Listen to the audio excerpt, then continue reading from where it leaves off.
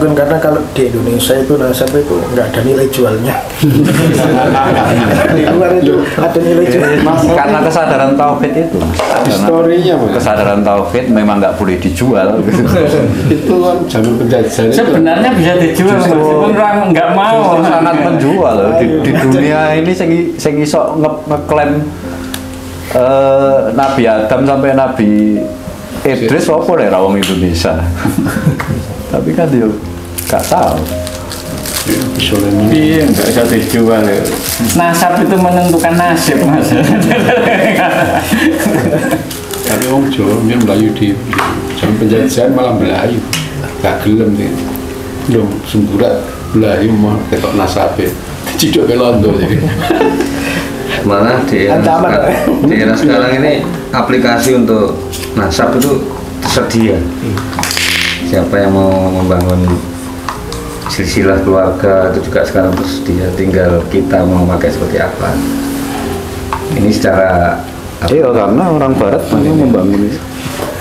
Mede. Iya. Ada di aplikasinya. Aplikasi ada. Setelah saya ngobrol nasab ya Pak, nah pas diurut-urut ke atas api bangga sombong, begitu welek don sampean. Tapi di Jawa itu ada kasta kan? Kasta itu bukan nasab, Mas. Karena nasab ya. Lebih tepat bukan kasta. Kasta itu kan India. Kalau kasta di Indonesia itu bukan duniawi tapi ukhrawi di Jawa. Jadi orang semakin jauh dengan dunia, kastanya semakin tinggi.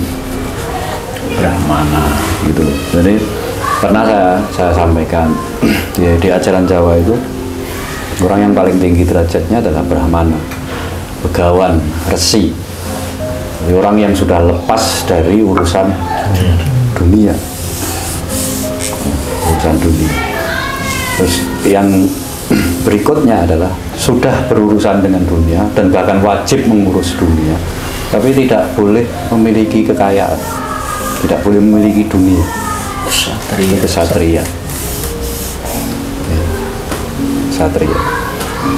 Kemudian orang boleh memiliki dunia, boleh memiliki kekayaan, tapi untuk pemanfaatan orang lain. Jadi nggak mikir untung. Petani, peternak, semua produknya memberi kemanfaatan pada kehidupan. Jadi kualik, kalau sudra di India itu malah nomor 4 paling bawah. paling bawah. Jadi kalau di Jawa malah tinggi karena ukurannya ya tidak terikat dengan semakin tidak terikat dengan dunia itu semakin tinggi. Nah, terus Waisa ini wis berpikir untung rugi. Nah iso aja sampai rugi. Pedagang. Ya. Tapi keturunan dari Brahmana atau Ksatria itu sudah lepas dari Tidak pasti. Jadi dia bedanya dengan di India itu. Kalau di India itu keturunan Brahmana disebut Brahmana. Kalau di Jawa itu tidak. Keturunan Ksatria tidak mesti Ksatria, keturunan Brahmana tidak mesti Brahmana, bergantung pada perilakunya. Gitu kan. Terus berikutnya itu tadi yang keempat ya. Bahasa yang kelima itu Candala. Ini dia sudah menghilangkan kehidupan. Jadi untuk hidup dia harus menghilangkan hidup orang lain, makhluk lain. Jadi kayak jagal, kayak eksekutor. Terus kemudian kilalan atau meleca. Ini orang asing yang tidak bisa melebur. Orang asing tapi tidak bisa melebur, tidak bisa menjadi Jawa. Itu rendah kedudukan. Maka kita, walaupun kita menerima, tapi semua berjarak. Ya, etnis-etnis di luar yang datang semua kita terima, tapi pasti berjarak sangat jauh. Sampean sadari apa enggak? kelompok dhewe. Ojo nyebut. Kata loh. Udah. Terakhir Luca, penjahat lah, jadi maling, begal. Jadi dia bisa hidup kalau berbuat kejahatan, pembunuh bayaran dan seterusnya.